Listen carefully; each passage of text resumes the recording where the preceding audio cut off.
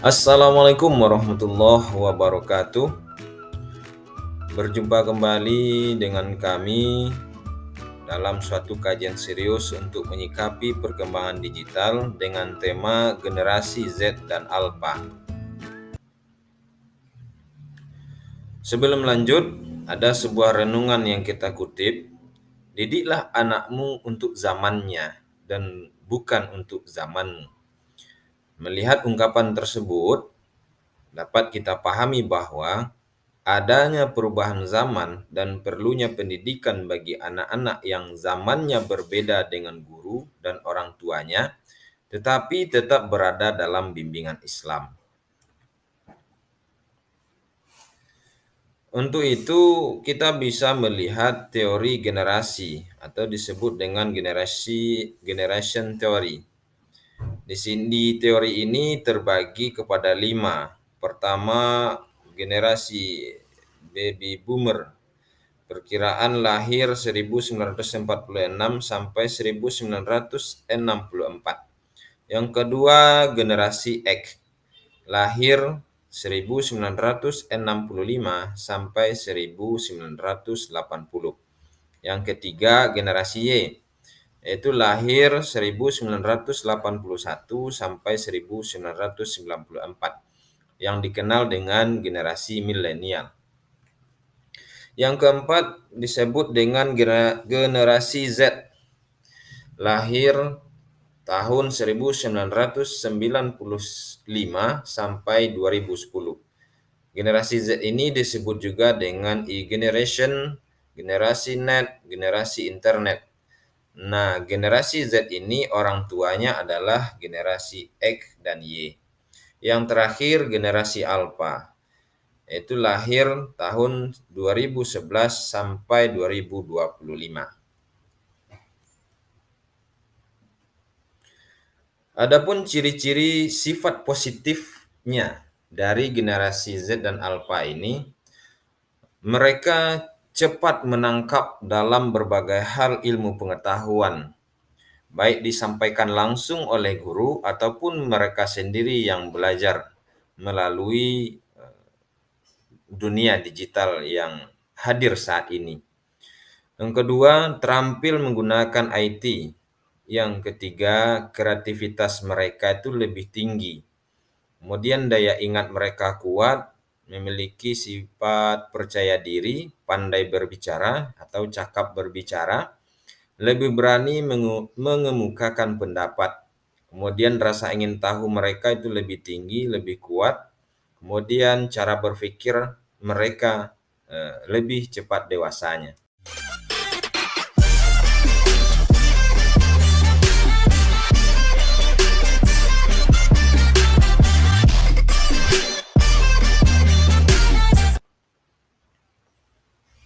Di samping ada positifnya, kita juga perlu melihat ciri-ciri sifat yang kurang baiknya. Pertama, mereka itu kurang daya juang, kemudian membangkang, susah diatur, kurang mandiri, materialis, cari jalan pintas, santai, manja, cengeng, cari perhatian, kurang bertanggung jawab, cepat bosan, manja, suka ngambek. Emosi tinggi, mudah tersinggung, cuek, egois, egosentris, kurang peka, kurang menghormati orang tua, kurang fokus, dan kurang konsentrasi. Melihat ciri-ciri yang kurang baiknya ini, perlu kita pahami bahwa karena memang dunia mereka ini disebut dengan generasi Z dan Alpha ini, mereka yang hidup dalam dunia yang begitu mudah dan praktis yang dikenal dengan dunia digital. Sehingga dengan kondisi yang praktis tersebut muncullah sifat-sifat yang kurang baik yang dapat kita lihat pada saat ini. Sehingga dengan kepraktisan itu perlu pengawasan, bimbingan yang lebih serius dari orang tua ataupun guru mereka. Kemudian kita lihat ciri-ciri sifat negatifnya. Dari sikap dan tindakan mereka, kecanduan gadget, sulit mengatur waktu, dan sulit menentukan prioritas. Kemudian banyak buang waktu karena nonton, main game, dan jadwal kegiatan mereka yang berantakan. Kemudian mereka lebih individualis, tidak memperdulikan lingkungan sekitar dalam artian punya masalah sosial. Kemudian egois, antisosial, mementingkan pencitraan diri di dunia maya. Sedangkan pada dunia nyatanya mereka tidak seperti seindah di dunia maya mereka. Kemudian hubungan pribadi dalam keluarga mereka renggang bahkan dengan orang tua mereka sendiri. Lebih tertutup, malas, cyberbullying, maunya serba instan, dan masalah kesehatan mereka itu menurun. Di mana dengan sesibuknya mereka di dunia digital, dunia maya, mereka kurang memperhatikan pola makan, pola tidur, dan pola istirahat mereka.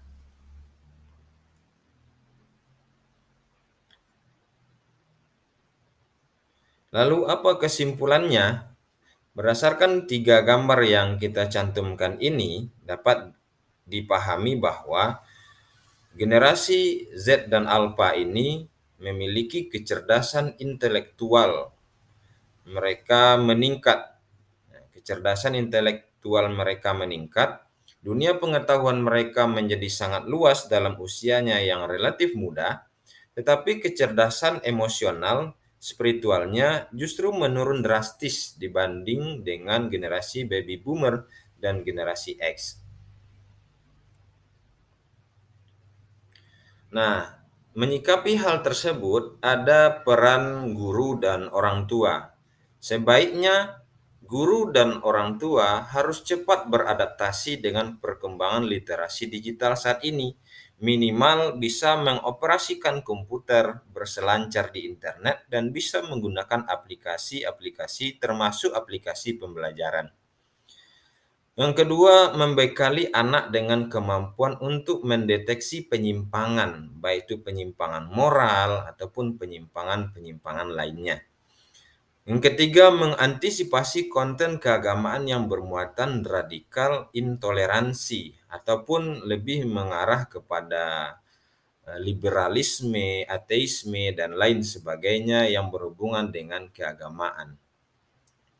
Yang keempat, guru dan orang tua wajib memberi pemahaman kepada murid atau anak bahwa keragaman agama, suku, bahasa, dan ras merupakan kehendak Allah Subhanahu wa Ta'ala, agar manusia saling mengenal satu sama lainnya dan memberikan kebaikan satu sama lainnya. Dalam proses pembelajaran, strategi pembelajaran bagi generasi Z dan Alpha ini dapat merujuk: 1. Pengembangan HOTS berpikir tingkat tinggi proses pembelajaran di kelas masa depan. Artinya lebih dikembangkan lagi sehingga proses pembelajaran itu berada pada tahap berpikir tingkat tinggi. Yang kedua, memberikan kebebasan berekspresi kepada mereka generasi Z dan Alpha ini, sehingga dalam proses pembelajaran itu mereka tidak cepat bosan ataupun bosan dengan melihat penyampaian guru yang sifatnya monoton. Yang ketiga, mengembangkan karakter. Nah, dengan adanya dunia digital saat ini, perlu guru memanfaatkan dunia digital itu untuk menanamkan nilai-nilai karakter yang harus mereka miliki, yang harus dimiliki oleh peserta didik. Yang keempat, mengembangkan aneka minat dan bakat baik dari sisi hard skill, soft skill, karakter hingga spiritualitas. Yang kelima, guru menggunakan media digital berupa aplikasi, komputer, gadget, internet dalam pembelajaran. Karena memang dengan penggunaan media digital itu dapat membantu mengatasi rasa bosan dan jenuh mereka dalam proses pembelajaran. Karena memang mereka setelah berada pada generasi dunia digital yang super canggih saat ini. Yang keenam, guru menjadikan suasana menjadi menarik ketika pembelajaran dengan pendekatan jiwa, rasa, dan bukan tekanan. Di samping guru harus berupaya bisa memanfaatkan media digital, guru perlu lebih mengintensifkan pendekatan jiwa dan rasa kepada peserta didik atau siswa yang mereka dibina pada saat pembelajaran. Itulah beberapa materi ulasan yang kita bahas pada kesempatan kali ini dengan judul Generasi Z dan Alpha. Mudah-mudahan bermanfaat bagi kita semua. Wallahu waliyyut taufiq wal hidayah. Assalamualaikum warahmatullahi wabarakatuh.